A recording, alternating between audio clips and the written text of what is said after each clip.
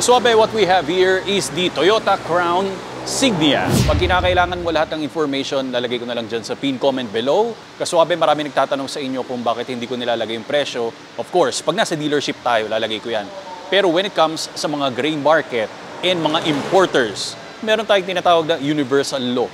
Kaya lahat yan upon request. This is not your average crossover SUV kasi for me, para siyang nasa in the middle of being a station wagon and SUV. And alam naman natin sa Toyota, napakaraming SUV sa kanilang fleet. I think nasa pang-8 o pang-9 ito. Pero ang difference between them, this one is not a high-performing car pero mas elegante ito. And this one is all about efficiency. Hybrid powertrain ito, kaswabe, with the internal combustion engine. Meron tayong 3 electric motors na umaabot ang mileage niya na nasa halos 1,000 kilometers. Kasi before, nakapag-review tayo ng Crown Sedan. Galing yung platform niya doon and even sa isang Lexus RX. So on this video, i-check natin kung ano ang mga extravagant na details niya sa labas at sa kanyang panloob. So what are we waiting for? Suabe, let's begin.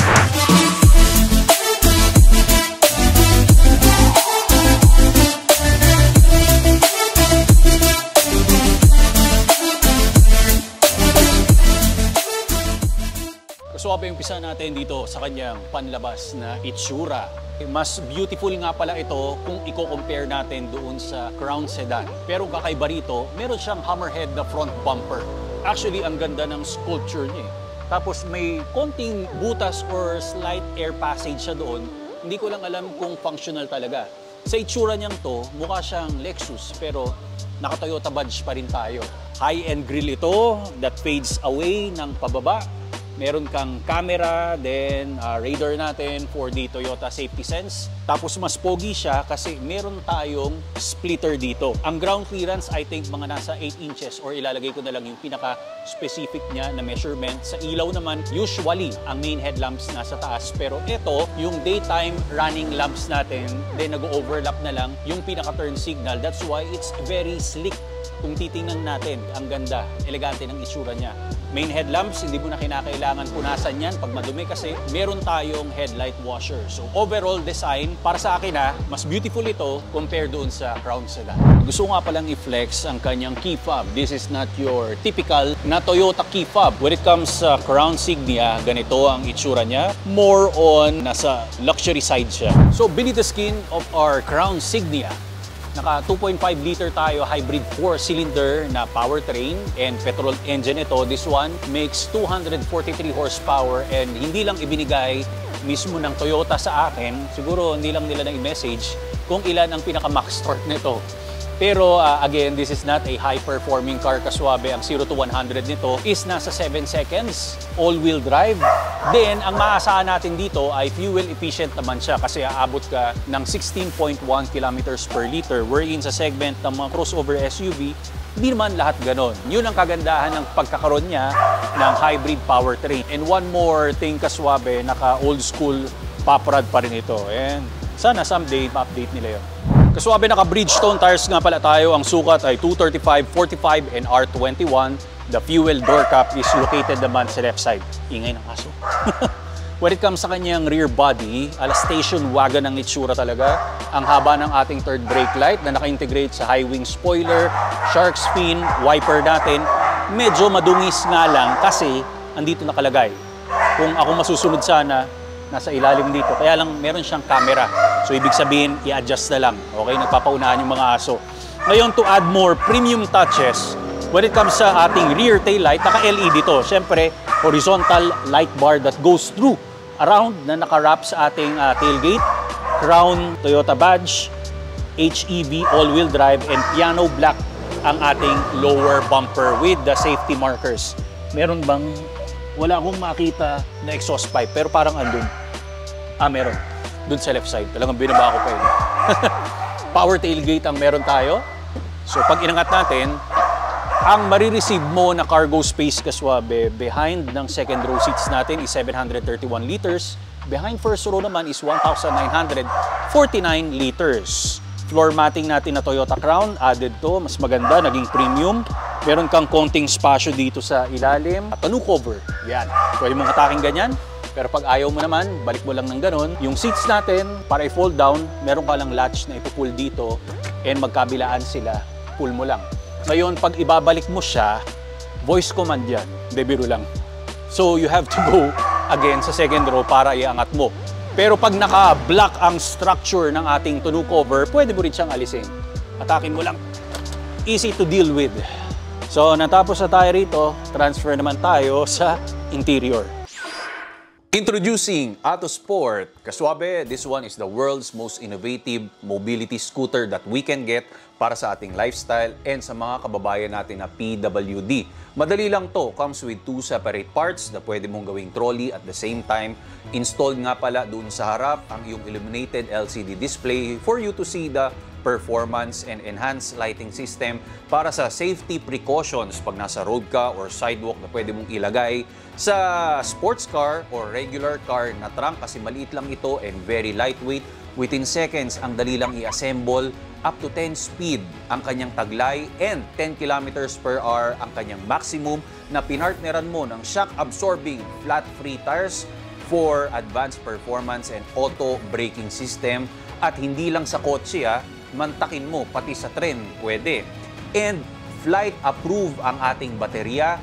Meron tayong lisensya. So, ibig sabihin, pag nag-travel ka around the world, kayang-kaya mo itong ilagay sa cabin at ibaba mo, ma-assemble mo kagad ito. Ang design nito ay talagang super passionate sila para ipakita sa inyo ang performance. So, ganun lang yon. Be active, be free, be yourself by Autosport. Ang link ay nasa description below para i-check mo na lang kaswabe.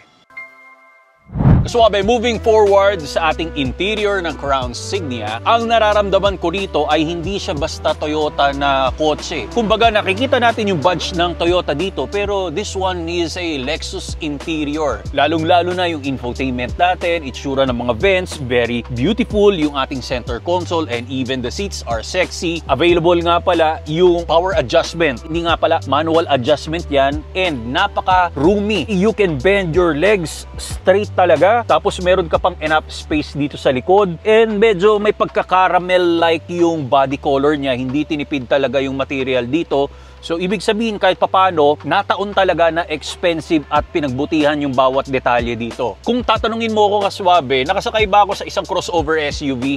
Ang mas nararamdaman ko talaga rito nasa isang wagon ka. Pero ayon sa Toyota, kabilang ito sa fleet ng kanilang SUV. So, ang dami na nila mga 7 or 8 na yung type ng SUV. Sana naging station wagon na lang to, no? Para medyo mas astig. Even me, gusto ko rin yun. Andito rin yung ating panoramic na moonroof. So, ayan, mas maraming ilaw ang pumapasok. Then kung titingnan mo yung armrest natin, simple lang. Pero you can open it sa side ng driver, which is ganyan, and sa side ng passenger. So, ibig sabihin, sharing kayo dito. Then meron kang, ito, may tray na mababaw lang yung spasyo niya. Pwede na rin lalagyanan ng mga maliliit na kagamitan like mga coins, keys, USB-C, andyan, charging power outlet. Malalim naman ang ating center armrest. Sinumahan mo pa ng premium na mga sound system kasi sa A-pillar natin, naka-display ang mga JBL speakers natin and even sa mga door panel and syempre sa likod, total of 11. Yung center console natin, very beautiful, and even the gear shifter, yung pagporma ng pagpalit ng mga gear selection natin sa Lexus NX yung natatandaan ko rito. Pero syempre, may mga other naman tayo na variants doon. Yun lang talaga yung naalala ko na mukhang kaparehas nito. Yung drive mode selection is here, tapos yung traction on and off, e-brakes natin. Pag gusto mong maging electric vehicle or EV mode lang siya, pwede mong makita dyan, 2 cup holders with supporters, and meron kang divider dito pag kinakailangan mong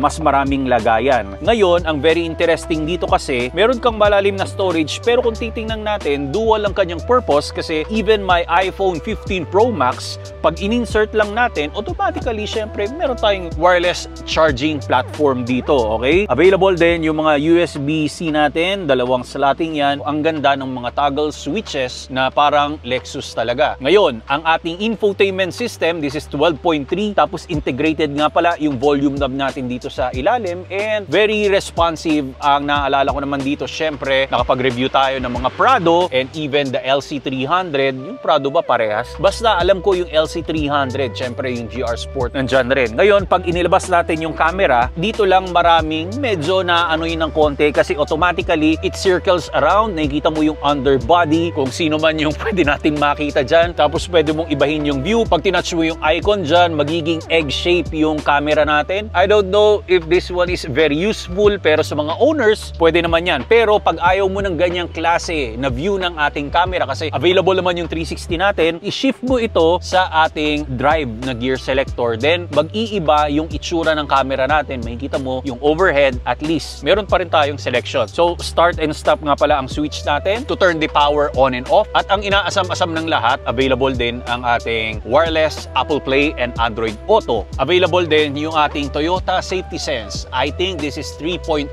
including yung lane departure alert and blind spot monitoring natin. Over here naman kasuabe, this is your rear mirror that becomes digital camera. Pag finlip natin yung switch, ayan, makikita mo, and yung adjustment nasa ilalim nga pala. Dali lang gamitin. At least premium yung mirror natin. I like the definition of our BAP lights. Siyempre, ito yung settings for the panoramic moonroof. Yung manibela natin, round lang siya. Hindi siya yung mga flat bottom na steering wheel. Kasi this one is not a high-performing car. Mas more on family-oriented siya and yung pagiging efficient niya. That's why pag tinignan mo yung gauge cluster, meron siyang eco score. Ibig sabihin, mas tinuturuan ka niya kung paano mas makakapag-save. Okay? Lalo na sa mga traffic, lalo na dito sa Metro Manila, meron kang start, cruise, stop. Hindi pa tayo nagmamay-ari nito, pero at least pag ginamit mo to everyday, makikita mo kung paano ka mas magiging brainy, mas magiging madiskarte when it comes ka pala sa fuel efficiency. Kasi ang full tank nito, hindi ko lang alam naka-full tank ba tayo? Meron tayong remaining dito na 900 plus kilometers kasi conversion niya ng 567 miles. Then sa right side naman is the speedometer for you to know kung ano yung nagpapagana. Is it the baterya or yung 2.5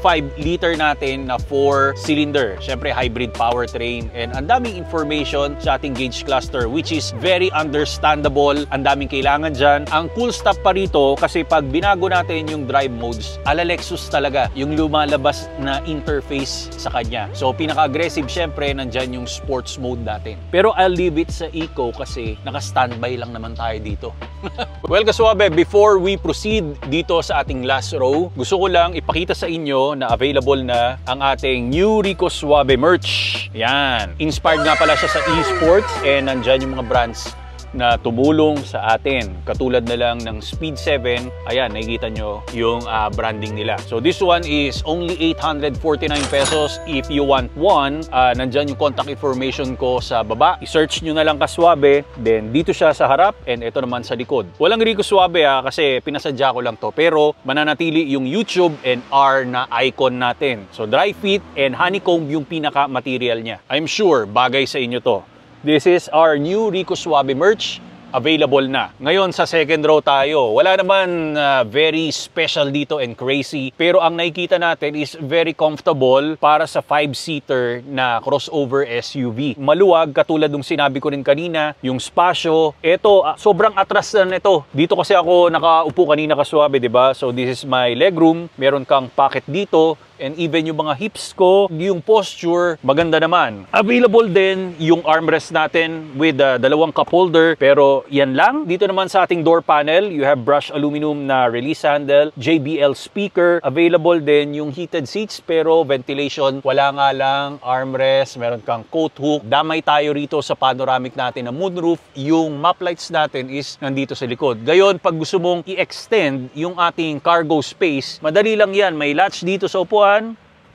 Ganun lang yan. Oh, di ba? Nag-flatten na. And even dito, syempre, sa kabila mo to, kakalibitin naman for you to, yan, para mapakialaman mo yung latch. When it comes naman sa kanyang flooring, hindi naman ito full electric. So, meron kang humps na medyo mataas. Pero sa center tunnel natin, meron kang vents and dalawang USB Type-C para sa mga charging points natin for the crown signia. Please like this video, comment, share, and subscribe kaswabe kung naghahanap ka ng special looking na automobile from Toyota that has a very luxurious interior and better mileage to. Kasi again, aabot ka nga pala ng 1,000 kilometers and importante, walang coding ang ating Toyota Crown Signia. So comment down below kaswabe pag gusto mong malaman ang presyo ng ating Crown Signia.